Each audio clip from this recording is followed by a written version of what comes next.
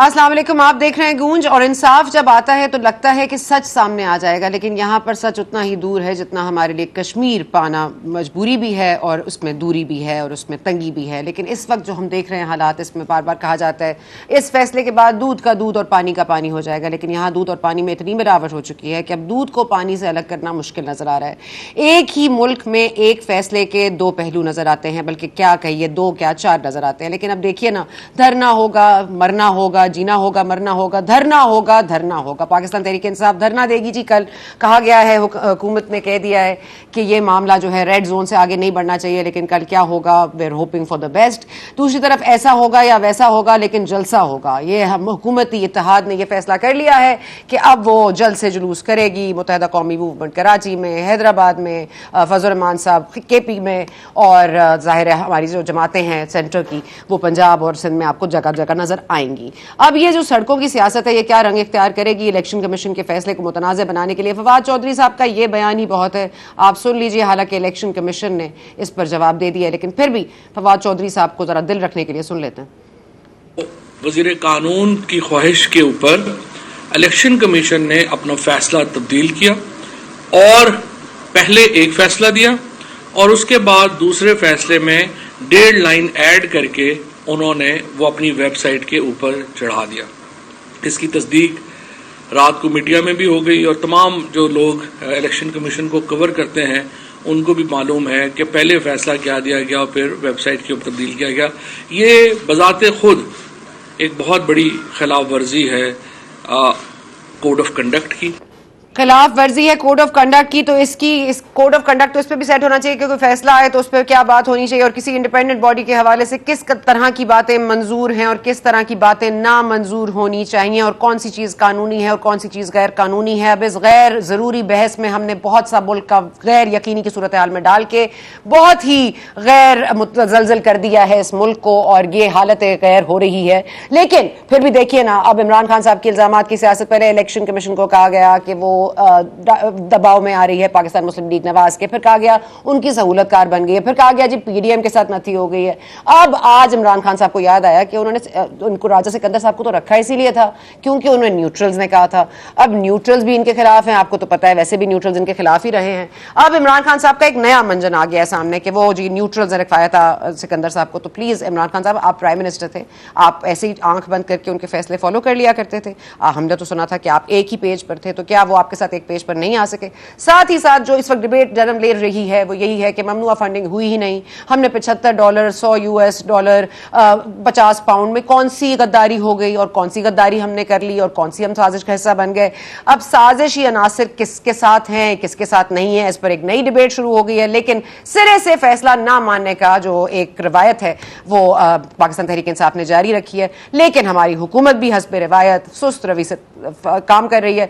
कहा जाता है जी एक हुकूमती इत्तेहादी दूसरे हुकूमती इत्तेहादी से मुतालबा करता है कि फौरी तौर पर कार्रवाई की जाए, रेफरेंस फाइल किया जाए। लेकिन रेफरेंस कैसे फाइल किया जाए, कौन सी आईनी शिक के हवाले से रेफरेंस फाइल हो सकता है कि इसमें कोई बैकलैश ना आए? तो आर्टिकल 17 है जिसके ऊपर बात हो रही है कि आर्टिकल 17 में कहा गया है कि अगर गैर मुल्की पैसा मुल्क के किसी नुकसान का बायस बनता है तो उस पर कार्रवाई हो सकती है। तो अभी तक वो तो प्रूव नहीं होता। फिर पॉलिटिकल पार्टीज ऑर्डर एक्ट है जिसकी खिलाफ वर्जी की गई है कि आप फौरन किसी कंपनी से किसी फर्द से पैसे नहीं ले सकते, उसकी खिलाफ वर्जी पाकिस्तान तहरीक इंसाफ ने की है। अब हम ये भी सुन रहे हैं कि ओसामा बिन लादेन ने पैसे दिए थे मुस्लिम लीग नवाज को। अब किस किस ने किस किस को पैसे दिए, अगर हम इसमें चले गए तो पता नहीं क्या क्या खुलने लगेगा इस मुल्क में। इसलिए कौन कितनी कॉलोनीज ओन करता है, कौन कितने बैंक्स में हिस्सा रखता है, कौन कितनी सोसाइटी चलाता है, ये सब सामने आएगा। और इस सबको सामने लाने के लिए इतना जिगर किसके पास है? इसीलिए हम बात छोटी रखते हैं, चलते हैं जी। हमारे साथ मौजूद हैं कामरान मुर्तजा साहब, हमें जरा लीगल एडवाइस भी करेंगे, पॉलिटिकल डिबेट का हिस्सा भी बनेंगे। JUIF से ताल्लुक है, आपका बहुत शुक्रिया। सेनेटर बहरामंद तंगी साहब हमारे साथ पाकिस्तान पीपल्स पार्टी से मौजूद हैं, बहुत शुक्रिया तंगी साहब आपका भी। तो कामरान मुर्तजा साहब, शुरू आपसे कर लेते हैं क्योंकि आज मीटिंग में फैसला तो हो गया है कि रेफरेंस बनानी है, लेकिन मामला यह है कि रेफरेंस किस शिक के खिलाफ बनानी है, किस शिक को इस्तेमाल करते हुए बनानी है? क्योंकि आइन में तो आपको पता है 2017 में इसका जिक्र हुआ है।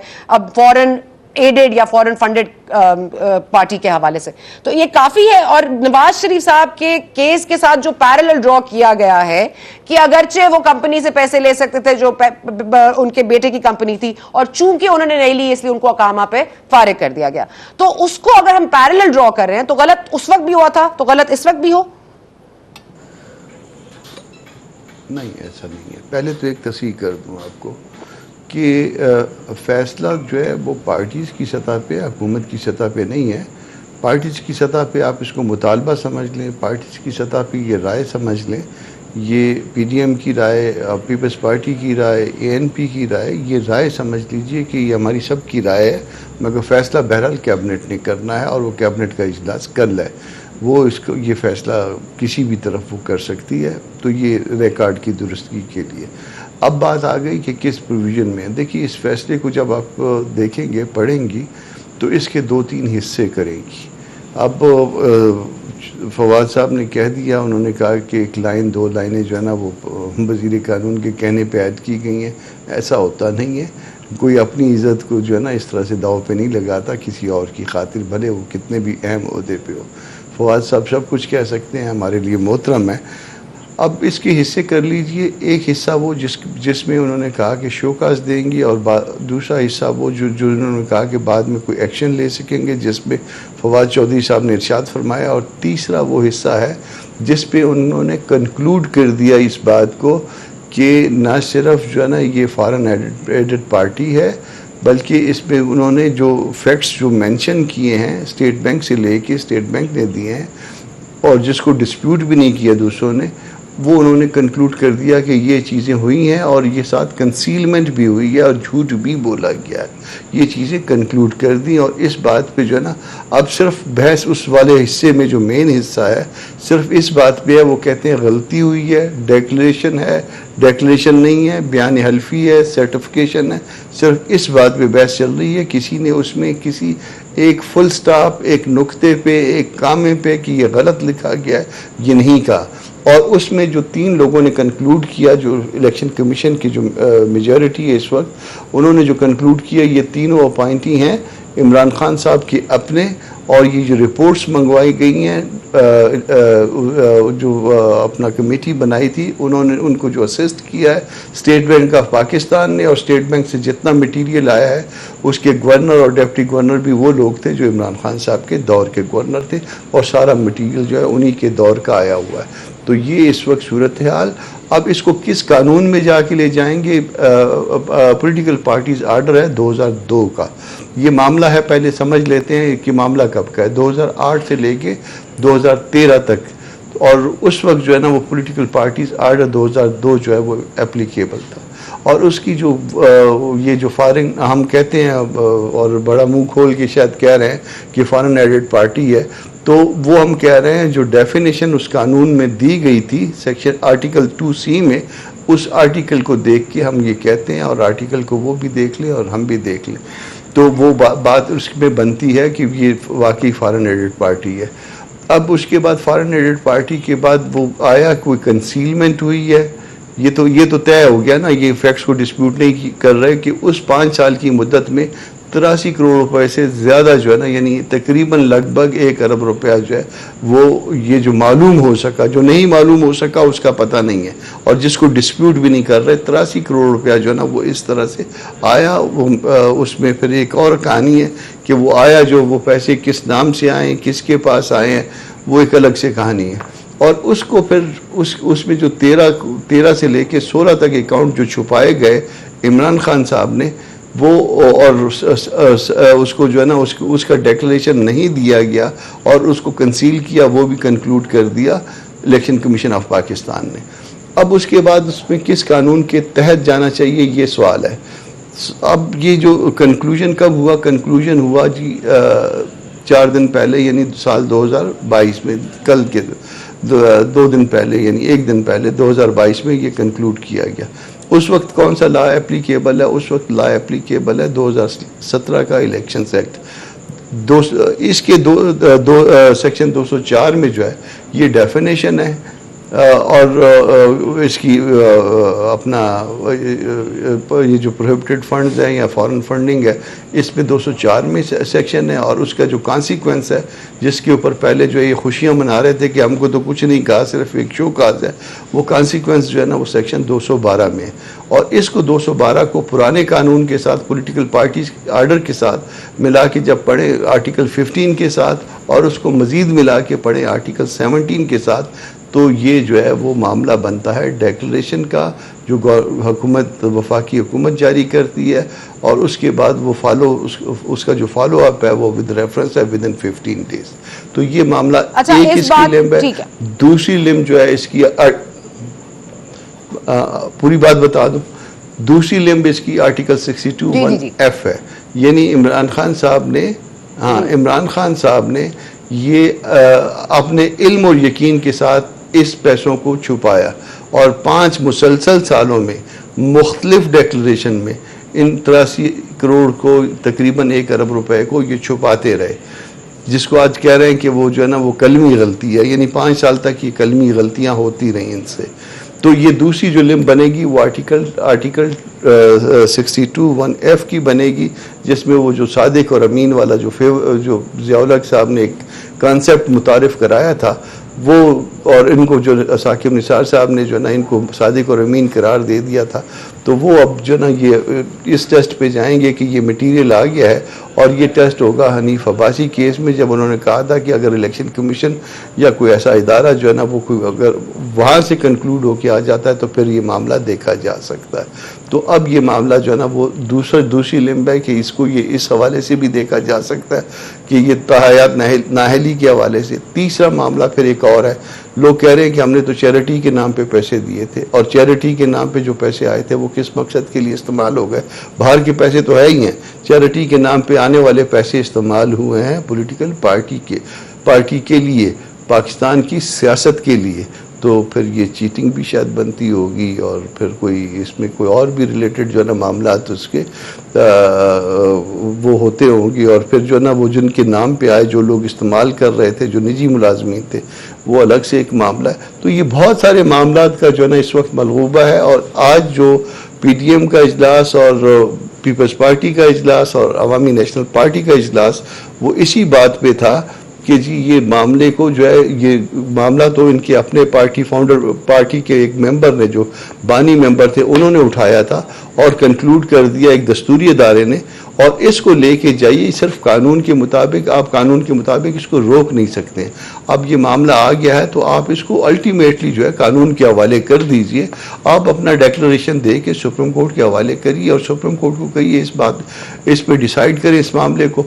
तो इसमें तो मेरा ख्याल है वफाकी हुकूमत के लिए भी कोई बुरी बात नहीं है। हाँ, अगर कोई 262(1)(f) में जाना चाहे वो अलग से जा सकता है, या FIA जो है ना वो चीटिंग वीटिंग के हवाले से, या कोई और बाकी जो रिलेटेड ऑफेंस बनेंगे, जो माइनर ऑफेंस जो इससे कमतर ऑफेंस बनेंगे, उसमें अगर कोई मामला ले जाना चाहे। या एक और इसका लिम्ब है, वो ये है कि 2013 तक तो आपने कंक्लूड कर दिया, 2014 से लेके 2022 तक जो है ना ये वो तो 1 अरब रुपए का मामला जो सरफस पे आया, उसके बाद पता नहीं कई अरबों रुपए का मामला होगा, तो वो एक अलग से किस्सा है इसमें।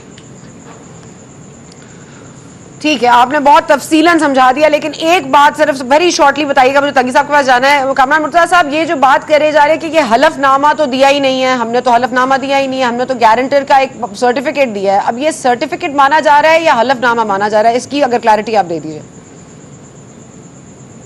नहीं, इसमें भी जानबूझ के कर रहे हैं। 62(1)(f) को जब देखेंगे दस्तूर की, तो उसमें हलफनामे की या किसी चीज़ की बात नहीं है, डिक्लेरेशन की बात है। और यहाँ पे इमरान खान साहब ने ये डिक्लेरेशन दिया है कि जो उन्होंने अकाउंट्स दिए हैं ये उनके इल्म और यकीन के मुताबिक दुरुस्त हैं, ये 5 मुसलसल सालों में। तो डिक्लेरेशन यही होता है। तो हम ये कह रहे हैं कि डिक्लेरेशन की बात है, ना हलफनामे की बात है, ना सर्टिफिकेट की बात है, ये एक डिक्लेरेशन है, उन्होंने डिक्लेयर किया और यहाँ मिस डिक्लेरेशन हो गया, तो मिस डिक्लेरेशन के अपने कॉन्सिक्वेंसेस होते हैं जो 62(1)(f) की तरफ जाते हैं। ठीक है सेनेटर तागी साहब, आप क्या समझते हैं, क्योंकि कहा तो यही जा रहा है कि फौरी कार्रवाई होनी चाहिए, सुप्रीम कोर्ट पर ये मामला छोड़ देना चाहिए, सुप्रीम कोर्ट तक ले जाना चाहिए। अब ये रेफरेंस दायर कर रहे हैं, वो भी बहुत उतावले हो रहे हैं, पाकिस्तान तहरीक इंसाफ वाले वो भी जाना चाहते हैं, कहते हैं हम जाएंगे सुप्रीम कोर्ट। अब पता नहीं पहले कौन पहुंचेगा, लेकिन एक साथ एक और मामला भी जिसको कोर्ट ले गए हैं पाकिस्तान तहरीक इंसाफ वाले, वो 11 इस्तीफे हैं जो मंजूर हुए हैं पार्लियामेंट के। अब ये तमाम तर चीजें अगर कोर्ट से ही होनी है तो फिर आइन को लगाएं ताला, कुछ पार्लियामान बंद सन करें, क्योंकि मुझे तो लग रहा है सब कुछ अगर कोर्ट में ही होना है। बिस्मिल्लाहिर्रहमानिर्रहीम। सबसे पहले सना मैं आपको ये जो इमरान के जो इलेक्शन कमीशन के जो फैसले के बारे में आपने जो कुछ पूछा मैं उसका जवाब देना चाहता हूँ। देखिए वो सुप्रीम कोर्ट जाना चाहते हैं, वो हाई कोर्ट जाना चाहते हैं, उनको हक है, लेकिन एक तरफ वो ये समझते हैं कि ये जो फैसला आया है हमारे हक में फैसला आया, और जो अपोजिशन जमातें थी वो जिस इंतज़ार में थे उनके अरमान हाथ में मिल गए, तो फिर कल जो एहतजाज करें वो के सिलसिले में हो रहा है। और दूसरी तरफ सना मैं आपको एक बात बता दूं कि इमरान ने जो स्टेटमेंट दी है, जो हलफनामा दिया है, जो एफिडेविट दिया है, ये एक स्टेटमेंट है, और उस स्टेटमेंट पे इमरान ने साइन करके ये कहा है जो कुछ मैं सबमिट करता हूं, जो कुछ मैंने सबमिट किया है ये सही है। अगर वो गलत साबित हुआ तो फिर एक आईनी इदारे ने उसको चोर और डाकू डिक्लेयर किया। ये केस पाकिस्तान पीपल्स पार्टी जनाब आसिफ अली जरदारी साहब की, बिलावल भुट्टो जरदारी साहब की या किसी और लीडर का या वर्कर का नहीं है। ये जितना इमरान पीटीआई का बानी वर्कर है, इतना ही बानी वर्कर बाबर साहब थे, और बाबर साहब ने अपनी आंखों से देखा, ऑब्जर्व किया, और सब कुछ देखने के बाद उसने इस केस को सबमिट किया। अभी जब ये सच्चे थे, इमरान झूठा चोर डाकू नहीं था, इनकी जो फंडिंग का प्रोसेस था वो ठीक था, तो ये मैं पूछना चाहता हूं पीटीआई के साथियों से कि फिर 8 दफा आपने स्टे लेने की कोशिश क्यों की? फिर आपने स्क्रूटनी कमेटी की मीटिंग मिनट्स को पब्लिक न करने की दरखास्त क्यों की? फिर 8 साल आप स्टे के अम्ब्रेला के नीचे चुपते क्यों रहे हैं? मैं समझता हूं कि ये सना एक ऐसी बात है कि जब पूरी दुनिया ने देखा, इसने कहा था कौम को कि मैं आपके सामने झूठ नहीं बोलूंगा, इसने कहा था कि मैं आपके साथ धोखा नहीं करूंगा, और इसने ड्यूरिंग द इलेक्शन कैंपेन अपने मैनिफेस्टो में जो कुछ कहा था कि अगर कोई लीडर अपने मैनिफेस्टो पे अमल न करे तो कठपुतली होता है, वो चोर डाकू लुटेरा होता है, तो हम कह रहे थे। लेकिन आज अगर इलेक्शन कमीशन एक आईनी इदारे ने उसको चोर और डाकू के सर्टिफिकेट दे दिया, तो मुझे हक है कि मैं उसको चोर डाकू कहूं, इसलिए कि जो कुछ उसने कहा था वो झूठ था। और अगर सपोज ये समझते हैं कि हमारे केस में कुछ नहीं है, तो एहतजाज करने की बजाय ये हाई कोर्ट में जाएं, ये सुप्रीम कोर्ट में जाएं। पाकिस्तान पीपल्स पार्टी हमेशा इदारों की मैंडेट पे यकीन रखती है, इदारों के डोमेन पे यकीन रखती हैं। तो बेशक अगर आप समझते हैं कि हमारे साथ ज्यादती हो चुके हैं, हम ट्रांसपेरेंट हैं, हमारे कोई ऐसी गलती नहीं की, तो फिर आप उस रास्ते को अपनाएं, न कि एहतजाज का, उस रास्ते को अपनाएं जो कि हाई कोर्ट के लिए आपके लिए खुला है। और अगर आप उस एहतजाज को कंटिन्यू रखते हैं जिस एहतजाज में आपने पार्लियामान पे लानत भेजी है, जिस एहतजाज में आपने सिविल नाफरमानी का ऐलान किया था, जिस एहतजाज में आपने पीटीवी पे हमला किया था, जिस एहतजाज में आपने इस्लामाबाद को आग लगाई थी, तो मैं समझता हूं कि ये वो चीजें हैं जो कि किसी जमहूरी जमात को जेब नहीं देते हैं। और इस वक्त पाकिस्तान के सामने सना बहुत ज्यादा चैलेंजेस हैं। पाकिस्तान को ब्लड ने लपेट में लिया है, इकोनॉमी बहुत ज्यादा नीचे गिर चुकी है, पाकिस्तान के गरीब अवाम दर दर के टोकरे खाते हैं। तो अगर हम पाकिस्तान हैं तो हम सियासत करेंगे, लेकिन जिस तरीके से इमरान ने इंट्रोड्यूस किया सियासत को, जो छोटे बड़े का तमीज खत्म हुआ, पार्टी लीडरशिप का तमीज खत्म हुआ, एज ए प्राइम मिनिस्टर उसने पाकिस्तान को पूरी दुनिया में बदनाम किया। और जब वो अपोजिशन में आया तो उसने अपने वर्करों से कहा कि जाएं और वहां पूरी दुनिया में वहां पर अपने जो रिजर्वेशन लेटर है वो सबमिट करें। तो मैं नहीं समझता हूं कि पाकिस्तान की जो फंडिंग हो चुकी है। सर चार्जशीट लंबी है इमरान खान के खिलाफ, चार्जशीट बहुत लंबी है। तंगी साहब मुझे सिर्फ ये बता दें, जो सुप्रीम कोर्ट इदारे पे आप लोग सब लोग कह रहे हैं कि सुप्रीम कोर्ट चले जाएं, अब याद रहे कि जुल्फिकार अली भुट्टो साहब को जब फांसी लगी फैसला वहीं से आया था। नवाज शरीफ साहब को ताहयात नाअहल किया, उनके एज अ लीडर भी उनसे पावर्स ले लिए गए, पार्टी के लीडर भी नहीं वो रहे, वो भी सुप्रीम कोर्ट का फैसला था। तो अब आपको ये लगता है कि इंसाफ का तवक्को आपकी ठीक होगी कि ये सुप्रीम कोर्ट तक चला जाए? आपके पास कोई आईनी तौर तरीका नहीं है कि आप लोग ये कुछ कम से कम खुद से फैसिलिटेट कर सकें?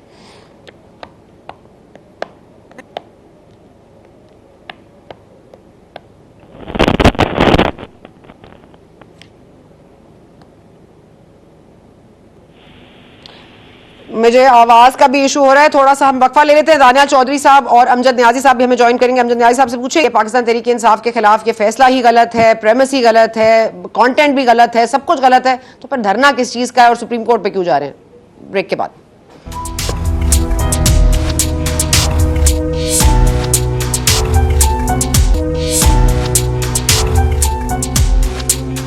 एंड वेलकम बैक टू गूंज। हम बात कर रहे थे कामरान मुर्तजा साहब से, सेनेटर बहरामंद तंगी भी हमारे साथ मौजूद है, दानियाल चौधरी ने हमें ज्वाइन किया इस वक्त नून लीग से, और हमारे साथ मौजूद है अमजद न्याजी साहब। अमजद न्याजी साहब, आप मुझे सुन पा रहे हैं?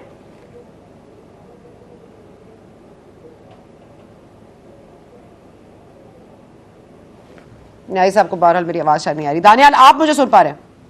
जी बिल्कुल, आवाज आ रही है आपकी।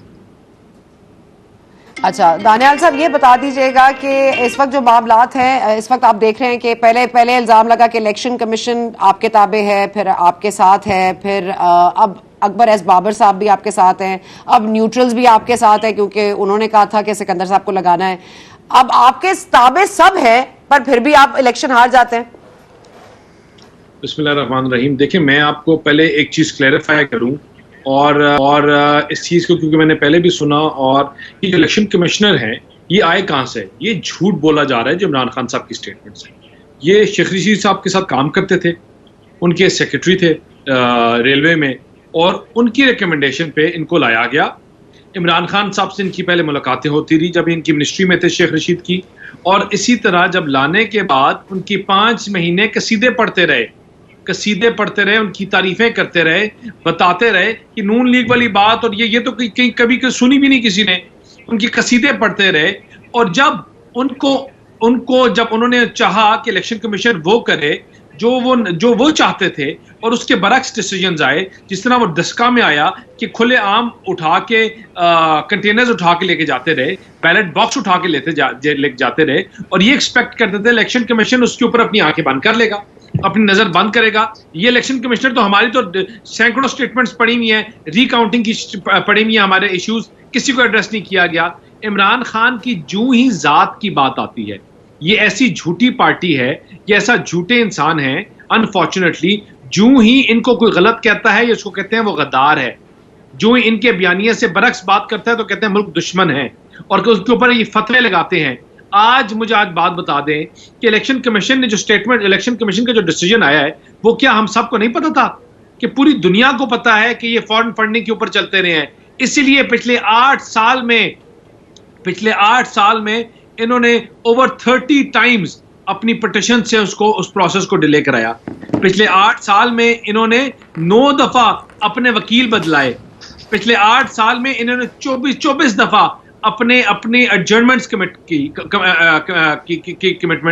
का कोर्ट को। तो मुझे बताएं कि जिसका दामन साफ हो, जिसका दामन में दाग ना हो, वो ऐसी हरकतें करता है। 8 दफा ये स्टे ऑर्डर्स के पीछे गए और कहा कि इलेक्शन कमीशन की जुरिसडिक्शन नहीं है। तो अगर इनको इतना पता था और इनको पता था इतना दामन साफ है आपका, तो फिर आप क्यों छुप रहे थे? क्योंकि इनको दर हकीकत में पता था कि फॉरेन फंडिंग जब आएगी तो पूछा जाएगा कि वो किसके पैसे थे, जिसके कहने पे आपने एक स्टेटमेंट दी और आपकी एक स्टेटमेंट से पूरी पाकिस्तान इंटरनेशनल एयरलाइंस ग्राउंड हो गई। वो किसके पैसे थे कि आपको जब पैसे आए और आपने एक स्टेटमेंट दे के आपने एक स्टेटमेंट नहीं दी और कश्मीर चला गया आपके हाथ से? वो किसके पैसे थे जिसने पाकिस्तान की ग्रोइंग इकोनॉमी को, जिसको ब्लूमबर्ग इकोनॉमिस्ट कहता था कि fastest growing economy in the region, most stable currency in the region, उसको आपने स्टेगनेंट कर दिया, उसको आपने एक रिसेशन में ले गए। वो किसके पैसे थे जिसके कहने पे आपने मलेशिया में कॉन्फ्रेंस बुलाई और आप खुद नहीं गए? वो किसके पैसे थे जिसके कहने पे आपने सीपैक को हॉल्ट पे ले गए, सीपैक को रोक दिए? आज ये इस चीज के जवाब दे हैं, ये अवाम को जवाब दें कि ये जिनके बच्चे बाहर बैठे हुए पूरी जिंदगी ये बाहर से पैसे लेते रहे, इनको इंडिया से, इजराइल से, पता नहीं कहां से पैसे आते रहे, ज़कात के नाम पे पैसे लेके ये अपनी पॉलिटिकल पार्टी के ऊपर लगाते रहे, अपनी अयाशियों पे लगाते रहे। तो now they are answerable to it, and now when they have to answer, तो what's the answer? Osama bin Laden से आपने पैसे लिए थे, ये इल्जाम दुरुस्त है कि ओसामा बिन लादेन ने फंड किया था आपकी पार्टी को? ये कहां से इल्जाम दुरुस्त है? कहां से?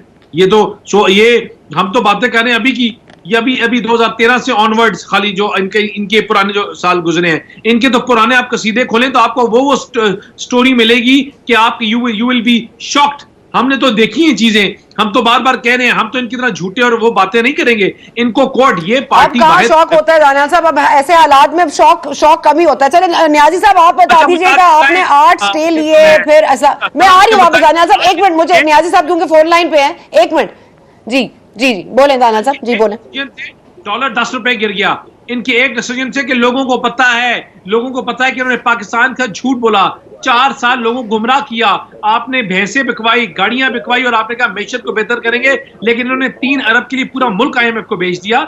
ये लोगों को पता है और इस डिसीजन से इनको पता है कि ये पार्टी और ये इमरान खान खैराबाद हो रहे हैं पाकिस्तान की सियासत से, जितने झूठ बोले। और इसीलिए आज जब इंशाल्लाह आप देखेंगे हर आते वाले दिन पे ये तो चाहेंगे कि मुल्क डिस्टेबलाइज हो, ये चाहेंगे कि पंजाब में जो ड्रामा लगा हुआ लगा रहे, ये चाहेंगे आपकी इकोनॉमी खराब हो, क्योंकि इनको जिनके पैसे से ये मुल्क ये पार्टी चला रहे हैं उनका तो मेन चीज है ये, this is a 3rd generation war, this is not about tanks and bombs anymore, it is about economies, how you ruin and how you destroy the economies being part of it। और ये वही काम करने, economy का हिस्सा बन के, सियासत का हिस्सा बन के अपनी मैशत को। ठीक है दानियाल साहब, ये पूरी साजिश हो रही है, ठीक है, okay let me include Niazi साहब। न्याजी साहब प्लीज फरमा दीजिएगा कि 8 स्टे लिए, फिर आपने अपने वकील बदलवाए, फिर आपने इस्लामाबाद हाई कोर्ट भी गए कि जब उन्होंने फैसला दिया कि 1 महीने में ऑर्डर आ जाना चाहिए या इसका फैसला आ जाना चाहिए फॉरेन फंडिंग का, फिर आप गए, फिर इस्लामाबाद हाई कोर्ट से आपने ये टाइम फ्रेम रिमूव करवाया, हनीफ अब्बासी साहब अपना लेके गए केस, उसके बाद उनको कहा गया जी इलेक्शन कमीशन ये हक रखती है, उस वक्त भी आपने कुछ नहीं कहा। अब ये धरना किस बुनियाद पे आप दे रहे हैं? सुप्रीम कोर्ट में आप किस बुनियाद पे जा रहे हैं? क्योंकि मैंने ये तो सुना था कि इंसाफ के दौरे मयार होते हैं, ये फैसले के भी दौरे मयार हैं। बिस्मिल्लाहिर्रहमानिर्रहीम। सना, एक तो राणा साहब इतने चीख के बोल रहे थे, समझ नहीं आ रही कि बोल क्या रहे हैं, ये तो मुझे पता ही नहीं चला कि इन्होंने बोला क्या है। दूसरा, आपने कहा कि जी अपना इलेक्शन कमीशन ने ऐसा कैसे, देखिए इलेक्शन कमीशन एक आईनी इदारा है और उस आईनी इदारे की कुछ जिम्मेदारियां हैं। सबसे पहले उसका कॉन्डक्ट है, उसका कानून और कायदे के मुताबिक चलना है। पिछले कई अरसे से हम ये मुसलसल कह रहे हैं वो आर्बिट्रेटर है तमाम पार्टियों के दरमियान, और पाकिस्तान की आवाम की विल और विश जो है वो उसको नेशनल असेंबली तक या प्रोविंशियल असेंबली तक लेके जाना एक जो प्रोसेस है, उस प्रोसेस में उनका एक किरदार है। लेकिन अफसोसनाक बात है कि जब से ये चीफ इलेक्शन कमिश्नर अपने मसनद से चीफ की उस पे सीट पे आए हैं, इनके तमाम फैसले एक तो बायस हैं, खास तौर पे पाकिस्तान तहरीक इंसाफ के। जब हम कह रहे हैं कि हमें फैसल वावडा को इतना लंबा क्यों इंतजार करवाया? फैसल वावडा को तो इतना लंबा इंतजार करवाया, उस वक्त तो धरना दे रहे थे नून लीग वाले। नहीं मैं होने दे रही हूँ, मैं तो आपको याद करा रही हूँ। क्या बादशाह, अच्छा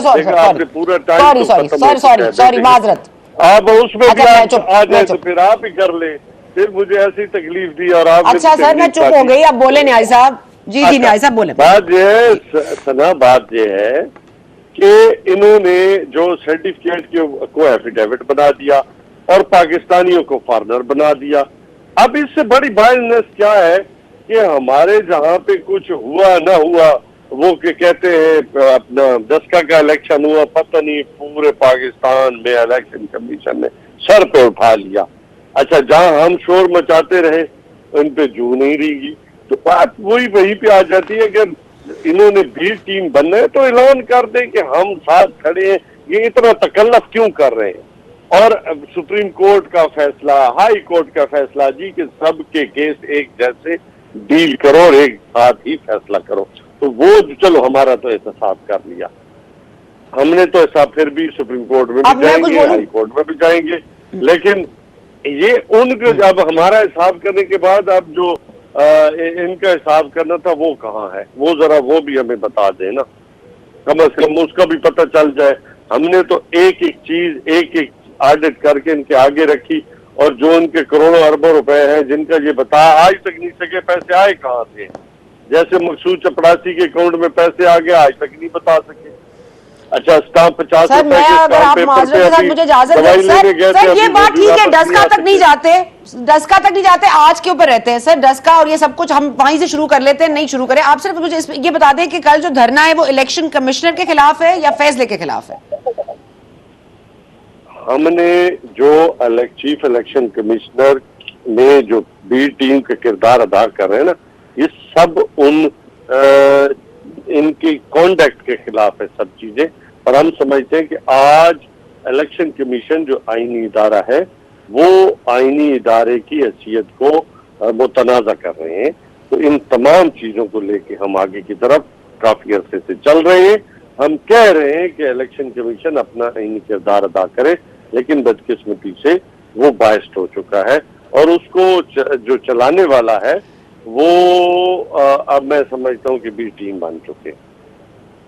अच्छा न्याजी साहब, एक तो आपने पहले कहा कि वो नून लीग के साथ मिल गए हैं, फिर आपने कहा कि वो पीडीएम के साथ मिल गए हैं, फिर इसमें पाकिस्तान पीपल्स पार्टी और एएनपी के हवाले से आपकी क्या सोच है वो भी बता दीजिए। दूसरा, ये अकबर एस बाबर साहब को आज आपने नून लीग से मिला दिया है कि वो भी उनके साथ है, इलेक्शन कमीशन भी उनके साथ है। फिर अब न्यूट्रल्स का जिक्र हो रहा है कि न्यूट्रल्स ने कहा था कि सिकंदर साहब को रख लो, तो हमने इसलिए न्यूट्रल्स के कहने पर रख दिया था। अब ये तमाम तर चीजों के बाद सर एक तो इस पर जवाब दे दीजिएगा, क्योंकि मैं फिर आपको इंटरप्ट नहीं करना चाहती। दूसरा सवाल मेरा इसी बात पे है कि धरने जितने मर्जी हो जाएं, कोई अपनी पोजीशन से हटा नहीं करता। ये बात तो आपको भी 2014 धरने से मालूम होगी, क्योंकि पनामा का केस ना आता, कामा पे ना जाते, मिस रीडिंग ऑफ कानून ना होती, तो नवाज शरीफ ने नहीं जाना था कहीं। तो आप धरने जितने मर्जी दे दे, किसी ने कहीं नहीं जाना। पार्लियामेंट आपका फोरम था, आपने उसको लूज कर दिया। जी, पहली बात तो ये है कि अवाम बहुत बखूबी जानते हैं कि इन्होंने जो इलेक्शन कमीशन का जो किरदार है वो मुतनाज़ा कर दिया। अगर कभी पब्लिक में जाए और लोग समझते हैं कि इनके जो फैसले हैं वो बायस्ड हैं और इनके फैसलों से हमें कोई फर्क नहीं पड़ना। इसलिए इंशाअल्लाह ताला हम हाई कोर्ट और सुप्रीम कोर्ट हमारे सामने फोरम है, हम अपनी चीजें पहले भी लेके गए, फिर भी लेके गए। और इनके फैसलों की क्या ये डमी फैसले हैं, इनको जो फैसले लिखवाने वाले हैं, कराने वाले हैं और जिनकी बेस पे ये कर रहे हैं, तो ये अल्लाह ताला की जात की मेहरबानी हमारे साथ शामिल रही, तो ये कुछ भी नहीं कर सकते। ये ऐसे ही जो आज समझते तो सर न्यूट्रल्स इनके साथ है, इलेक्शन कमीशन इनके साथ है, तो फिर आपके साथ कौन है? मेरी बात सुने, अच्छा, हमने इख्तियार से निकाल के क्या आज हमने अल्लाह ताला की मदद और पाकिस्तान की अवाम की मेहरबानी चाहे पंजाब में हम अपनी गवर्नमेंट वापस नहीं लेके गए। ये कितने दिन हमें रोक सकते हैं? अल्लाह की जात करम नवाजी रही तो ये रोक इनके बस की बात ही नहीं है। ये 2 नंबर लोग इन्होंने सर, लेकिन माजरत के साथ साजिश हो या ना हो, आईनी रास्ता पार्लियामान था, आपको वहीं से घर भेजा गया है, तो ये आपने पार्लियामानी रास्ता बंद कर दिया, तो आवाम तो नहीं निकालेगी ना बाहर सर, ये इस मुल्क में अब ये तो नहीं होगा। बात सुने ना, ऑर्गेनिक तरीके के साथ निकालते तो हमें बड़ी खुशी होती कि चलो जी डेमोक्रेटिक प्रोसेस जो है वो बड़ा मजबूत हुआ है। चले इनऑर्गेनिक भी था, लेकिन तरीकाकार तो एक वजह है ना, तरीकाकार में तो आप है ही नहीं। सुनो जिसकी दुम पे ये चढ़ के आए हैं ना, तो दुम कट भी जाया करती है। सर, तो जमहूरी ताकतें मार्शल लॉ तो नहीं लगा सकती। आप तो ऐसे आ रहे हैं जैसे बूट्स कम रनिंग है, मार्शल लॉ लगाने लगे हैं आप लोग जनरल्स तो नहीं है, आप लोग तो सियासतदान है, जमहूरी जमात है, जमहूरी आपके पास तरीके हैं ये करने के। तो आवाम के साथ आवाम तो नहीं निकालती ना, आवाम को तो एक ही हक होता है अपने वोट का इस्तेमाल करना, वो जब करेगी तो आप आएंगे ना। हम आवाम की ताकत से इंशाल्लाह आएंगे और पूरी ताकत के साथ आएंगे। अच्छा देखिए, 62(1)(f) आप पर लागू हो सकता है। मेरी बात सुन ले सर, 62(1)(f) आप पर लागू हो सकता है और भी केसेस हैं। आर्टिकल 17(3) का जो इस्तेमाल वो भी उन्होंने फैसले में गलत लिखा, ऐसे हवा में मार रहा है, पता नहीं उसको किसने लीगल पढ़ाया है। ये तो जिस दिन सुप्रीम कोर्ट हाई कोर्ट के सामने जाए उड़ जाएगा, कुछ भी नहीं है इसमें, ऐसे ही। चलें, ओके, ठीक है। दानियाल चौधरी साहब हैं हमारे साथ, अगर मुझे सुन पा रहे हैं तो। जरा मैं अगर एक चीज का रिस्पॉन्ड जी करूं। दानियाल साहब, ये सुप्रीम कोर्ट में जा रहा है मामला, तो आप लोग तैयार हैं? क्योंकि फैसला आपकी उम्मीदों के बरक्स भी आ सकता है। अब बरक्स आएगा तो क्या नवाज शरीफ साहब के लिए मजीद आसानी हो जाएगी वापस आने में?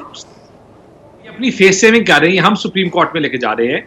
देखिए बात सुने, सुप्रीम कोर्ट ने क्या कहा था कि डिस्ट्रिक्ट जाए इलेक्शन कमीशन से, तो फिर हम इनको जवाब देते हैं, हम इनको उड़ाते हैं। मुझे पता है मियां नवाज शरीफ को सुप्रीम कोर्ट ने किस चीज पे उठाया कि उन्होंने अपने बेटे की कंपनी में, जिसमें उन्होंने शो किया कि मैं हूं जी जी, वो हमें पता है, लेकिन वो गलत फैसला था, तो ये फैसला नहीं, ये क्या हो गया कि गलत फैसला? ये एक बंदे ने गलत से देखिए, कन्फेशन इमरान खान ने पहली कन्फेशन कर ली कि जो मेरे से सिग्नेटरीज मेरे से साइन करवाए हैं वो गलत कराए हैं, वो मुझे पता नहीं था। अकाउंटेंट ने क्या नाम है, साइन मेरे से पूछ के नहीं कराए। जनाब ये तो साबित हो गया, जो पैसे आए वो ठीक थे, वो तो आए हैं, पैसे भी आए हैं, ओवरसीज के अकाउंट्स हैं। अब ये फैसला होना है कि जो साइन हुआ है नेग्लिजेंस में, जो इमरान खान साहब सो कॉल करते हैं, would it constitute to a crime और नॉट? और लॉ क्या कहता है? Law is not silent on it कि नेग्लिजेंस और ड्यू डिलिजेंस ना करना वुड क्या नाम है, ultimately does not protect you from being part of the crime. वो तो क्राइम का हिस्सा है। Is your case stronger than वजारत आला ऑफ पंजाब जो लेनी थी आपने, उससे स्ट्रॉन्ग है ये केस? क्या सुप्रीम कोर्ट में स्टैंड कर जाएगा? आपको लगता है आपकी उम्मीदों के हवाले से फैसला आ जाएगा? You have faith? It's a stronger case. This is beyond our उम्मीदें, this is beyond any political party. यार आप उसमें लिखा हुआ क्या डिसीजन में? ये दूसरे ममालिक से पैसे लेते नहीं है, दूसरे मुल्कों से पाकिस्तान के खिलाफ फंडिंग लेते नहीं, जो आज मईशत का हाल किया।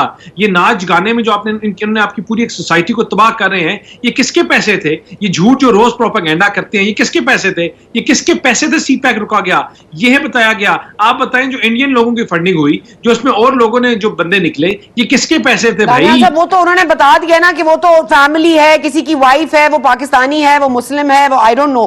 पर मैं सिर्फ ये जानना चाहती हूँ कि ये जो कल धरना देंगे, फिर आप लोग जलसे करेंगे, इस मामले को फनाली तक ले जाने के लिए क्या आपके हाथ पैर खोल दिए गए हैं या अभी भी बंधे हुए हैं? ये बता दीजिए। नून लीग का ये मौकफ था कि उनके हाथ पैर बंधे हुए हैं, अब खोल दिए गए हैं? सिंपल सवाल है दानिया साहब, I am short of times. हाथ पैर खोल दिए गए हैं या अभी भी बंद है? नून हाथ पैर क्या मतलब? हम तो भाई, ये इन्होंने इनके खिलाफ फैसला आया है, जो इनके खिलाफ फैसला देता है वो गद्दार है, वो मुल्क दुश्मन है, पाकिस्तान से ज्यादती कर रहे हैं। आज पाकिस्तान के साथ ज्यादती सबसे ज्यादा इन्होंने। You have to follow it। आप करेंगे? आपके हाथ पैर खोल दिए गए हैं क्योंकि ये कहा गया था कि मसलिहत आगे आ रही है, मसलिहत खत्म हो गई है। मसले बात बहुत आगे चली गई है। अब ये एक डिसीजन जिससे पार्टी उड़ी है, इमरान खान जा रहा है, ही कैन नॉट, सादिक है ना वो अमीन है, ये दूसरे मुल्कों से पैसे लेके अपने मुल्क को नुकसान देते रहे हैं। यू नीड टू अंडरस्टैंड कि ये पाकिस्तान के साथ क्या दुश्मनी करते रहे हैं। आई अंडरस्टैंड फुली, लेकिन अगर एक आदमी डिटाई से कहे कि मैंने फैसला ही नहीं मानना, और अगर वो कानूनी उसमें कानूनी पराये में बात करे, तो फिर अब तो उसको सेकंड चांस तो आपको भी देना पड़ेगा। नहीं, फैसला कभी नहीं मानेंगे। इन्होंने आज तक इनके अपने वजूदीन की जो जस्टिस वजूदीन ने जिनके खिलाफ फैसला दिया, इनकी अपनी पार्टी में उठा के बाहर अपने सीनियर तरीन लोगों को फेंक दिया। अकबर एस बाबर हमारा पार्टी का था, इनके और जो अमेरिका से लोग पिटिशनर्स थे वो हमारी पार्टी से। आज तो आपकी पार्टी का हिस्सा बना दिया उनको, अकबर एस बाबर को आज आपकी पार्टी का हिस्सा बना दिया। Sorry Daniyal sahab, I am out of time, we had a technical glitch. मैं तमाम गेस्ट को कम टाइम दे पाई, I am very very sorry, I apologize for that. I hope कि सबकी बात रह गई हो। बड़े तफसीलन बता दिया कि कौन कौन से आर्टिकल्स के खिलाफ ये मुकदमा बन सकता है, और मुकदमा अगर बनता है, सुप्रीम कोर्ट जाता है, तो उसके बाद क्या होगा। ऑफ कोर्स जलसे जारी रहेंगे, धरने जारी रहेंगे। इस मुल्क में जाहिर है स्टॉक मार्केट आज ऊपर गई है, डॉलर आज नीचे आया है। अब ये क्यों हुआ है, अब इस पर भी जाहिर है बात करेंगे, लेकिन कल के प्रोग्राम में आप देखना मत भूलिएगा। Thank you for watching today.